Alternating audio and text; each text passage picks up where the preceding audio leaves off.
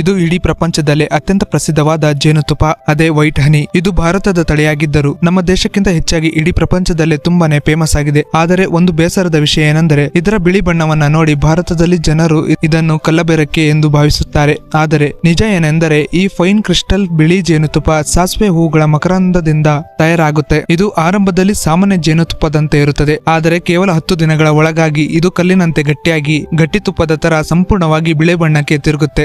ಸಾಸಿವೆ ಮಾತ್ರವಲ್ಲದೆ ಲೀಚಿ ಮತ್ತು ಬಬೂಲ್ ಹೂಗಳ ಮಕರಂದದಿಂದ ಈ ಬಿಳಿ ಜೇನುತುಪ್ಪವನ್ನ ತಯಾರಿಸಲಾಗುತ್ತದೆ. ಇಡೀ ಪ್ರಪಂಚದಲ್ಲಿ ಈ ಅಪರೂಪದ ಜೇನುತುಪ್ಪ ಅತಿ ಹೆಚ್ಚು ಉತ್ಪಾದನೆಯಾಗುವುದು ನಮ್ಮ ಭಾರತದಲ್ಲೇ. ಆದರೆ ನಮ್ಮ ದೇಶದಲ್ಲಿ ಇದಕ್ಕೆ ಡಿಮ್ಯಾಂಡ್ ತುಂಬಾ ಕಡಿಮೆ ಇರೋದ್ರಿಂದ ಇಲ್ಲಿ ಉತ್ಪಾದನೆಯಾಗುವ 80ರಿಂದ 90ರಷ್ಟು ಜೇನುತುಪ್ಪ ವಿದೇಶಗಳಿಗೆ ರಫ್ತು ಮಾಡಲಾಗುತ್ತದೆ. ಹಾಗಾಗಿ ನಿಮಗೆ ಎಂದಾದರೂ ಈ ಜೇನುತುಪ್ಪ ಸಿಕ್ಕರೆ ಖಂಡಿತ ಮಿಸ್ ಮಾಡಬೇಡಿ, ಏಕೆಂದರೆ ಭಾರತದಲ್ಲಿ ಇದರ ಬೆಲೆ ಪ್ರತಿ ಕೆಜಿಗೆ ಬರೀ 2,000 ರೂಪಾಯಿ ಇರುತ್ತದೆ. ಆದರೆ ಅದೇ ಅಮೆರಿಕದಲ್ಲಿ ಇದರ ಬೆಲೆ ಪ್ರತಿ ಕೆಜಿಗೆ ಬರೋಬ್ಬರಿ 25,000 ರೂಪಾಯಿವರೆಗೂ ಇರುತ್ತದೆ.